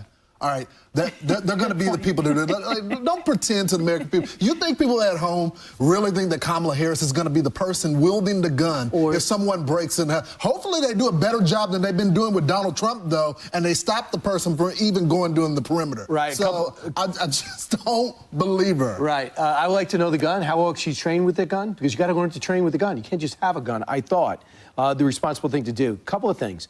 Well, there's a story in Politico today that says that she does not talk about manufacturing in those blue states, in Michigan and Ohio and in Pennsylvania, and that could be a huge detriment. The other problem she's having is, you know those uncommitteds that showed up not to vote for Joe Biden, to vote uncommitted? They have not committed to vote for Kamala Harris. They said they have not gotten the answers that they want. And that could affect in Michigan, in Arizona, in North Carolina, and Wisconsin. Now, you have no uncommitted line. You could just leave it blank. But there is an uncommitted line in Nevada. So if you're going to say, if you're angry about the Israeli-Gaza situation and are not happy with her agreeing to an embargo, you are staying with uncommitted. That is a huge boon for President Trump. Well, actually, Uncommitted National said we still oppose Donald Trump and we don't encourage anybody to vote third party. So it sounds like they're just saying, don't vote. So it'll be interesting to see what happens. But if there's an option to vote uncommitted, they're being urged to vote uncommitted. At this time, our movement cannot... I hate these guys. Did he also say angry about the embargo?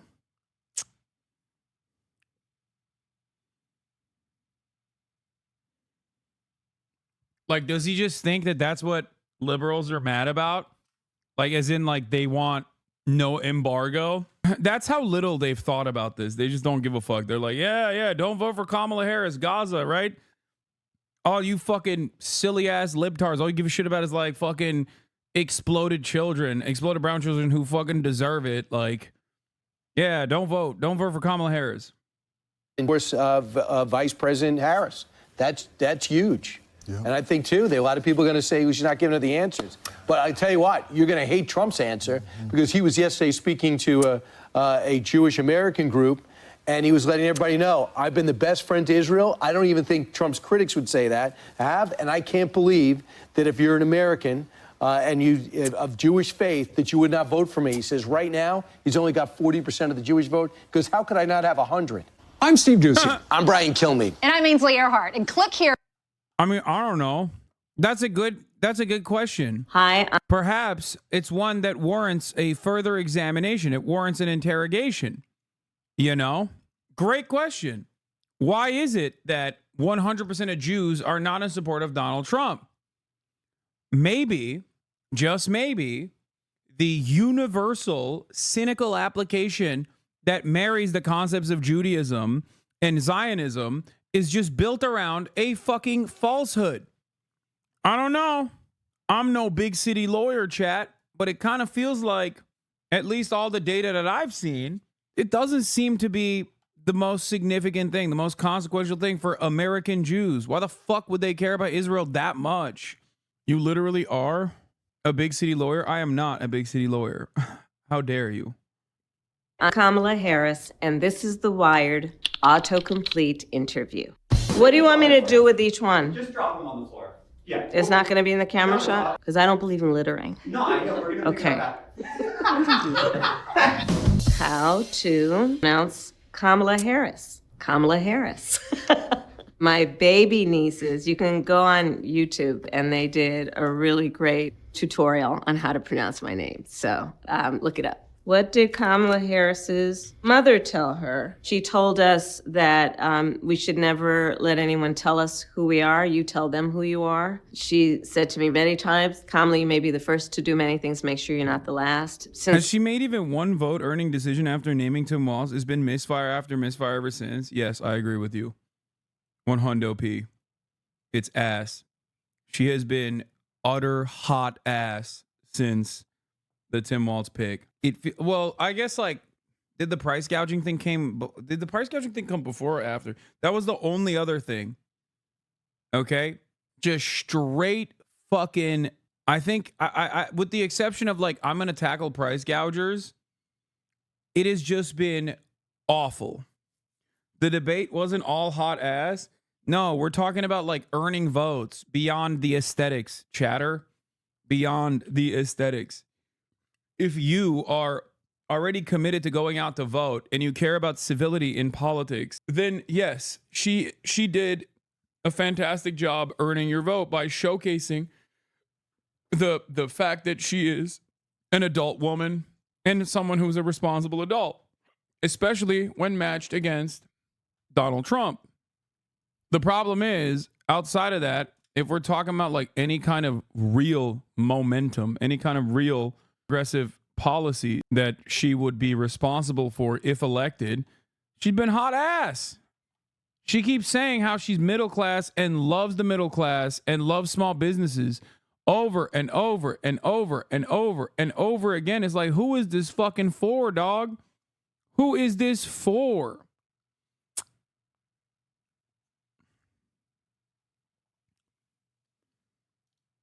I was 2 years old. My mother told me to look out for my little sister.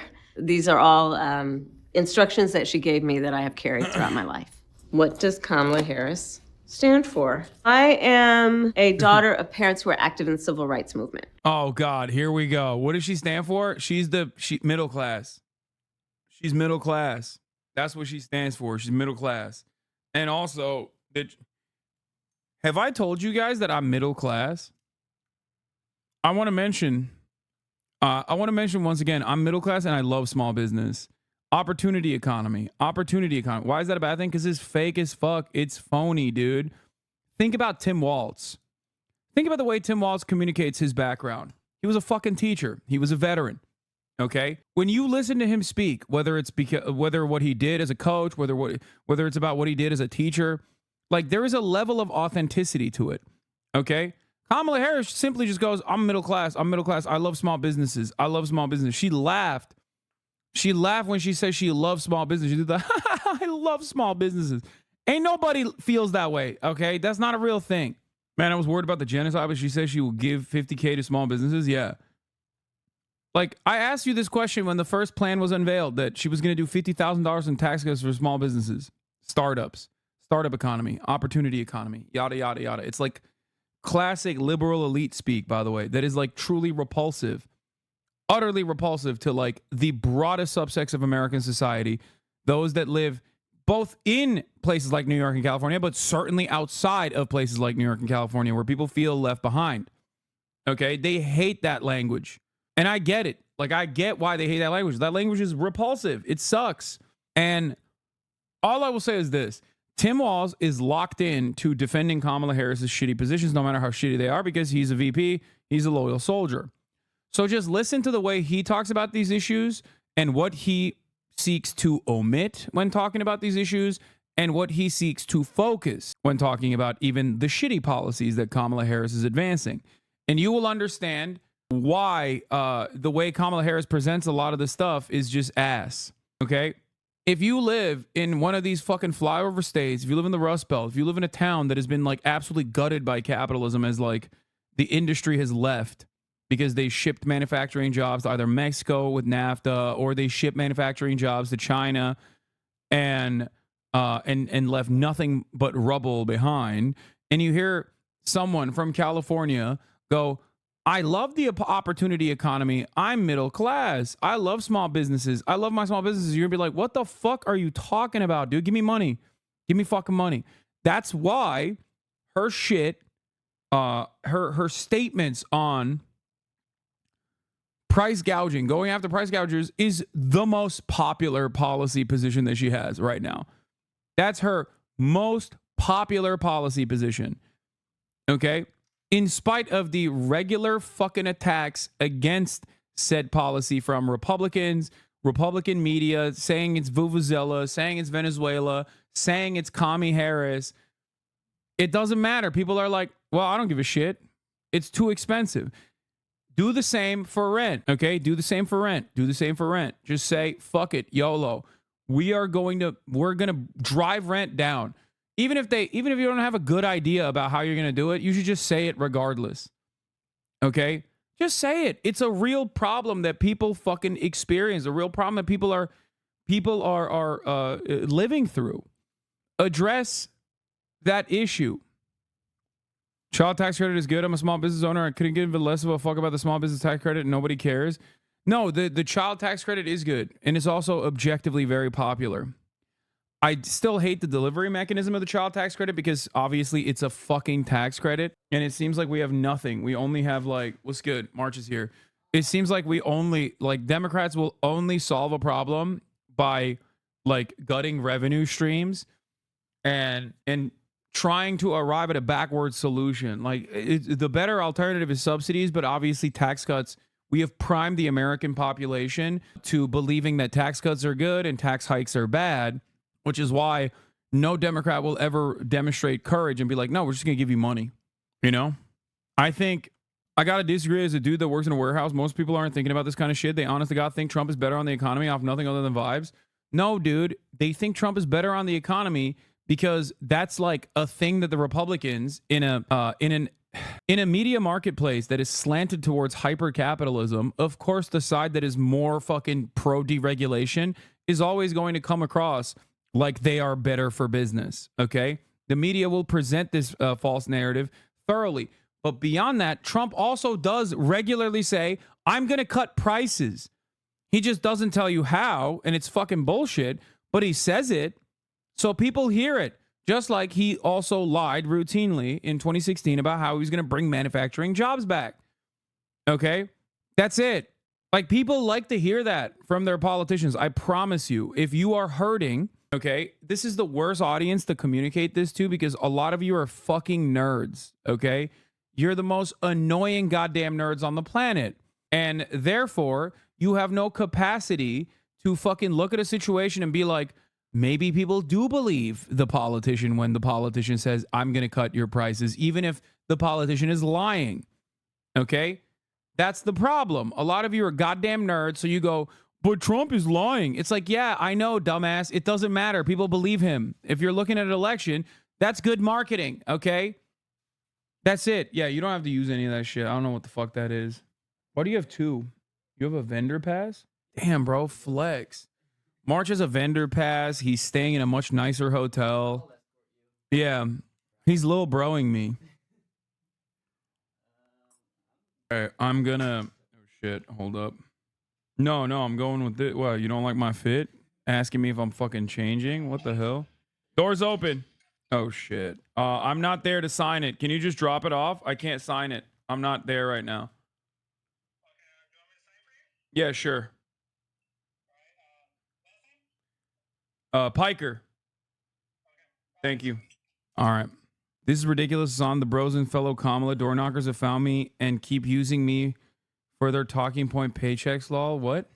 Are you are saying the vibes are showing Trump up, but polling has him near 1-2 lead, only down from what it was? No. Kamala Harris has been able to catch up to Donald Trump on the economy because he's just fucking, he doesn't even, he focuses entirely too much on immigration right now. His strong suit is the economy, and he's completely dropped the ball on it because he literally almost exclusively talks about immigrants. That is the real reason why Trump is actually down on the economy in comparison to where he was on the economy, because He just has no interest in talking about anything. He said he had concepts of a plan. That was bad. Okay.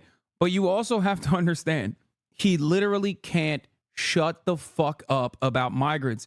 Bro, he was at the anti-Semitism conference yesterday, and he said migrants are responsible for the rise in anti-Semitism. That's when I knew this man has lost his sauce. Okay? I feel like old Trump also despised immigrants, but would never say such a fucking idiotic thing. Okay? Like, anti-Semitism is being caused by the migrants is such a funny thing to say when, like, the people repeating his anti-migrant sentiment are straight up blood and soil. Jews will not replace us Nazis, which he historically sided with and said we're very fine people. So, like, that's like that to me spells that he's so one note. They actually took me when I was in a stroller to civil rights marches where they were fighting for freedom, for justice, for equality. I believe, for example, right now that one of the biggest things that we must fight for is good on economy is also effectively a dog whistle for will deport immigrants who are taking your job. Nah, I don't think so. I think some people do believe that, but I think most people now have moved on to, like, migrants are a problem for national security rather than, like, migrants are a problem for the economy. I think most Americans, like a lot of the Americans who think migrants are bad for national security literally hire undocumented migrants. The fuck are we talking about? Every single person, every single motherfucker knows, or maybe is like oblivious to this reality, but there is a person out there in one of the businesses that you have hired or in one of the businesses that you encounter, whether they be like the HVAC specialist or whether it be, I don't know, landscapers or something like that, or the guy that your landlord hires to fix your HVAC. You know what I mean? Like someone that you interact with on a daily basis that is a business owner that is right-wing, abso-fucking-lutely is sitting there and hiring undocumented migrants. Okay? 1,000%.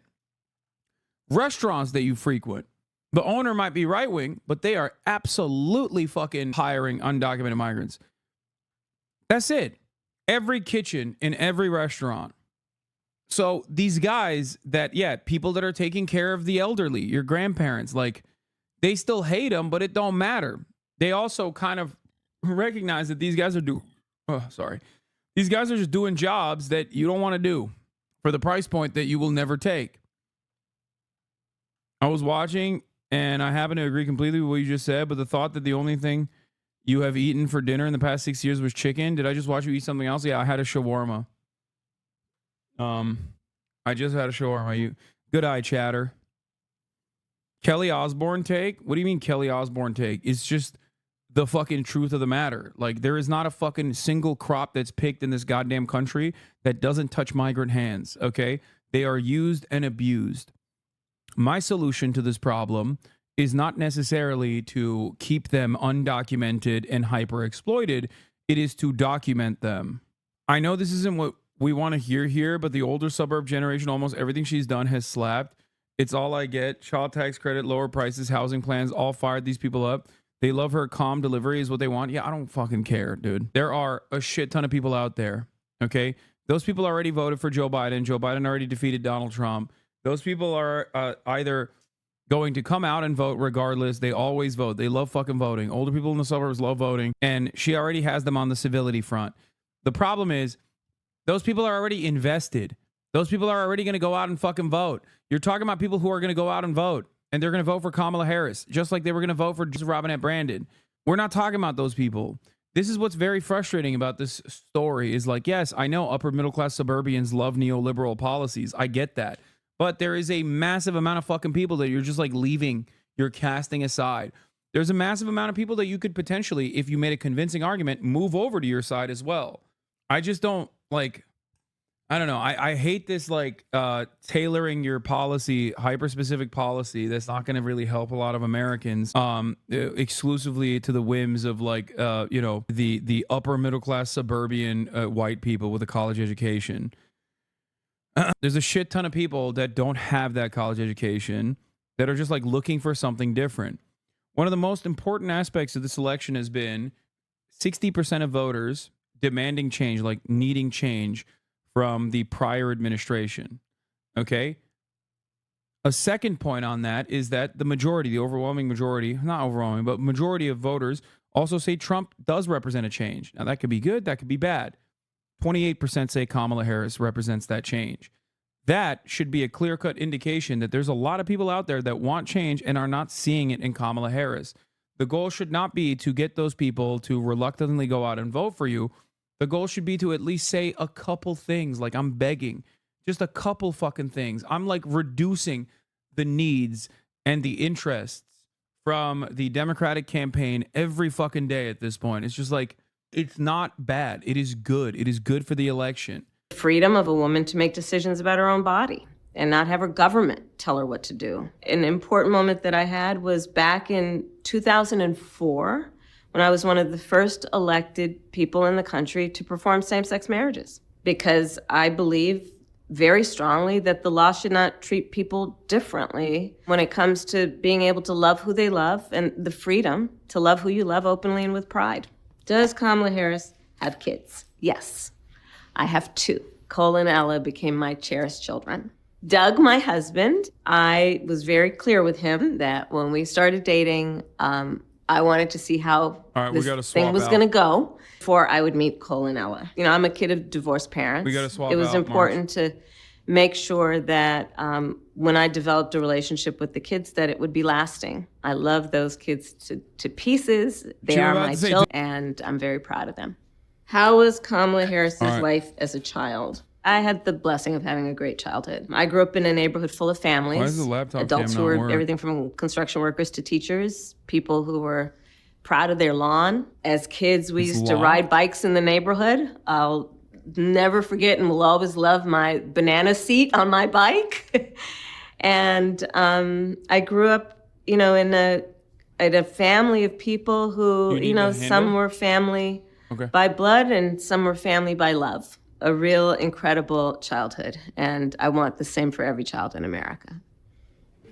What is that? Where is Kamala Harris from? Oakland, California, the home of the Golden State Warriors, who are one of my favorite teams and have always on the court shown incredible excellence. I'm still here, Chad. Shut up. I'm still fucking here. It's just that like my laptop camera is broken. I don't know why. When I activate it, it literally gives like a weird thing. Like it gives a weird warning. Here, look. This is what I get when I activate the laptop camera. I don't know why. I'm still here. It's just that the laptop camera is not working. It's privacy mode. How do I turn the privacy mode off? You locked it? Switch the camera button? There's no camera button. There's no button on the camera, chat. There's a physical button on the laptop. Wait, really? I don't know which button that is. I don't think there is a button. There is no cover on the camera either. FNF, maybe? No, that just grabbed it full screen. It's a slide. I don't have a cover. Oh, I found it. I found it. Hold up. Boom. Look at that. Yeah, no, it is a Lenovo. It was on the right side of the laptop. Where's March when you need him? He's in the room. He's just too busy. He's too busy fucking putting this shit together. And also, he wouldn't have known that. He's a gooner, and he loves keeping his camera on at all times, hoping that his FBI agent is watching when he's cranking it, dude. Thank you for the help, chatters. You suck at technology, King. It's so funny you say that because we put together some of the most insane, like, impressive technological feats on a daily basis on this fucking broadcast to you know, make sure that you have, like, seamless, uninterrupted coverage.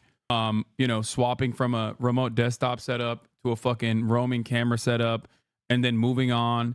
And what do you mean we, like, March, can you defend me on this? Like, they think I don't know what the fuck I'm doing. Like, that's crazy. He said, which is crazy that he's doing that. It's almost go time, King. Put us in the bag. I am. Yeah. You look good as a cam girl, Poppy. Thanks. Blast off meme for later when you're at TwitchCon. What the fuck? Bro, this is the worst blast off meme I've ever seen in my entire life. Pants, shit, hog cranked, Deborah left me, Peterbilt, ass wiped, X. Late to his own TwitchCon event. Check. Bottom text, check. If you think I'm going to use this as a fucking blast off meme, you are hallucinating. Okay. This meme is so goddamn deep fried. It's like not ready for this century yet. Okay. This is a next century deep frying meme. Everything bad is good again. And we as a society are not ready for this. Okay. Yeah, it's 2006, but it's not 2206. It needs to be 2206 for this meme to be good again. Okay. Will you be doing a stream from TwitchCon later tonight? No, we're swapping over to the roaming camera. And after we swap over to the fucking roaming camera, we are going to move. We are going to go, we're going to get in a car. I'm not going to be able to show you that aspect of the stream. Okay. And for privacy reasons, for security reasons, apparently. And then we're going to get to the TwitchCon. We're going to get to TwitchCon, and you're going to get to see the BTS, like, behind the scenes before we get ready for Debate Lords. Okay? Where are you? I am in San Diego. Are you all right? You're trembling. What's going on? Hassan is going to be late to his own Twitch event. No, I am not. What is this? Is Debate Lords like a Speenus thing? What is a Speenus? I don't even want to know what the fuck you're saying with that. Some things are just left unsaid, better left unsaid. Damn, this guy's good.